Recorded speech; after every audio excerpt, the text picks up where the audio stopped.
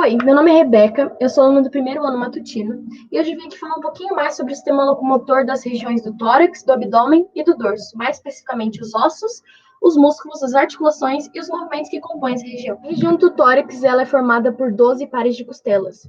De 1 a 7, elas são verdadeiras, ou seja, são costelas que se articulam diretamente ao osso do externo. Já de 8 a 10, elas são falsas, porque elas não se articulam diretamente com o externo, elas se articulam através da cartilagem costal da 7ª vértebra, e as duas últimas, elas são flutuantes, porque elas não estão articuladas diretamente com o externo. Além dos 12 pares de costelas, como eu já disse, tem o osso do externo, e numa vista posterior, as 12 vértebras torácicas. As articulações dessa região, elas se dão costa vertebral, que é entre a cabeça da costela e o corpo da vértebra, aqui atrás. É uma articulação sinovial plana, ou seja, ela não tem os movimentos em torno de um eixo. É mais movimentos limitados como deslizamento. Também a articulação costo-transversária, que é entre o tubérculo da costela e o processo transverso das vértebras. Existe também as externos costais, na região anterior, que é entre o osso do externo e as cartilagens costais das costelas, que pode ser uma sinovial plana ou também uma sincondrose, devido à cartilagem. E, por último, tem as costas condrais, que é entre as costelas e as cartilagens costais. Aqui, ó. Também a costa condral, que é a articulação entre a cartilagem costal e as costelas, e, por último, a sincondrose manubro-esternal. Como músculo da região do tórax, nós temos aqui esse maior, que é o peitoral maior, que na articulação do ombro ele vai fazer adução e rotação medial, e na articulação do cíngulo ele levanta as costelas superiormente, as costelas superiores, né? Abaixo dele a gente tem o peitoral menor, que ele abaixa as costelas e também alarga o tórax no movimento de inspiração. A gente tem aqui mais lateral o serrátil anterior, que ele protrai o ombro, também move toda a escápula, consegue girar a cavidade glenoide superiormente. Aqui a gente tem os intercostais externos, que ele consegue mover as costelas e também reforça o espaço intercostal na inspiração. E os intercostais internos, que eles conseguem abaixar as costelas. Aqui abaixo também, tirando o externo, a gente tem o transverso do tórax, que ele também serve para baixar as costelas. Bom, já na região do abdômen, nós podemos ver aqui que não tem ossos, é uma região que é sustentada somente por músculos, que sustentam as vísceras.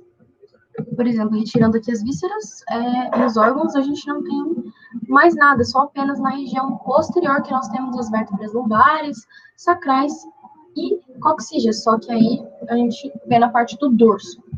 Bom, na região, então, do abdômen, nós não temos ossos, é uma região sustentada por músculos. Bom, como aqui primeiro a gente tem o oblíquo externo, ele gira o tronco para o mesmo lado, então ele tem o seu movimento ipsilateral. Abaixo dele a gente tem o reto abdominal. O reto abdominal ele flexiona o tronco, comprime o abdômen e estabiliza e controla a inclinação da pelve. Abaixo dele, aqui a gente vai ter o oblíquo interno, que ao contrário do oblíquo externo, que é ipsilateral, ele vai ser contralateral, ou seja, ele vai girar o tronco para o lado oposto. E aqui, mais interno, a gente tem o transverso do abdômen. Ele tem um movimento que ele é contralateral, ele comprime o abdômen e roda o tronco para o mesmo lado.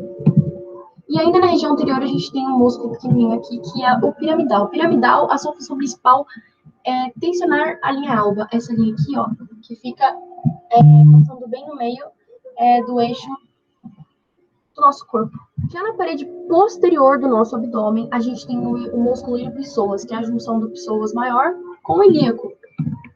Aqui a gente tem o ilíaco, o psoas maior e o psoas menor. Eles trabalham em conjunto para flexão e rotação lateral do quadril, da região lombar com o fêmur fixo, e também um movimento unilateral que inclina o tronco para a lateral e também eleva o tronco a partir da posição de decúbito dorsal, em um movimento bilateral. E por último, a gente tem aqui o quadrado lombar. O quadrado lombar, ele estende e flete lateralmente a coluna vertebral e também vai fixar a costela durante a inspiração. Bom, e por último, na região do dorso, nós vamos ter 32 vértebras, 7 cervicais, 12 torácicas, 5 lombares, 5 fundidas no osso sacro e mais 4 fundidas no cóccix. Começando de cima, a gente tem a articulação atlanto-occipital, que é a articulação entre o atlas, a primeira vértebra cervical, e o osso occipital do crânio, que é uma articulação sinovial elipsoidea. Ela tem movimento de flexão e extensão. Depois a gente tem a articulação entre as vértebras, porém duas são especiais. A articulação atlanto-occipital lateral e mediana. A mediana, ela é sinovial trocoidea, ou seja, ela faz movimentos de rotação, ou seja, movimento de não da cabeça. A partir disso, a articulação entre as vértebras, ela se dá através de duas. Intervertebrais, através do corpo da vértebra, que ela vai ser cartilagina sínfise, porque ela tem um disco intervertebral entre os corpos das vértebras, ou entre os processos articulares, os processos articulares superiores e inferiores. Esses processos articulares, eles vão ser uma articulação sinovial plana, ou seja, promove movimentos de deslizamento, porque não tem um eixo, movimentos limitados e etc. Partindo para os músculos do dorso, a gente tem primeiramente aqui o esplênio, os dois esplênios. Sozinhos, eles fletem lateralmente o pescoço e eles giram a cabeça para o lado dos músculos que estão sendo ativados.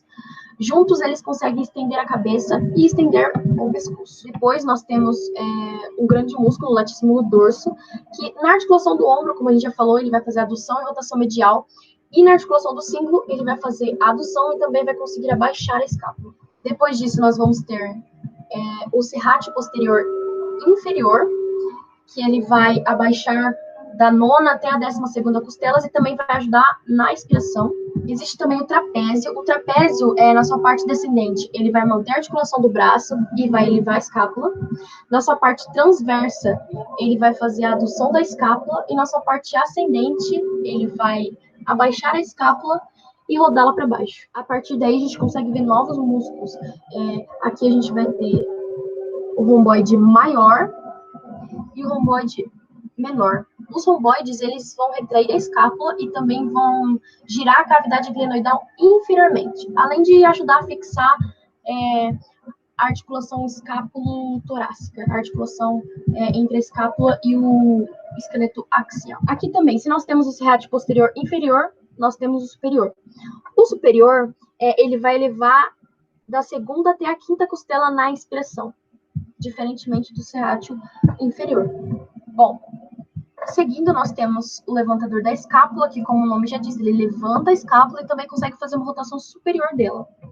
Além disso, existem 3 músculos que trabalham em conjunto, que são o espinhal, o longuíssimo do tórax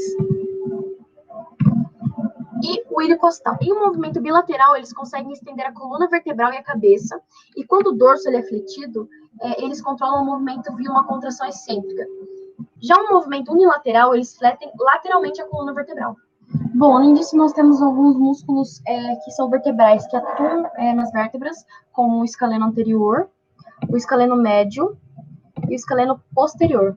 Esses músculos, eles vão fazer uma flexão da região cervical e da cabeça, além de levantar as costelas para ajudar na inspiração. Outro músculo vertebral é o quadrado lombar. O quadrado lombar, ele vai ajudar na flexão lateral do tronco e também vai conseguir abaixar a 12ª costela na expiração. E esses são os músculos que conseguem comprometer todo o dorso e também alguns músculos vertebrais. Tchau!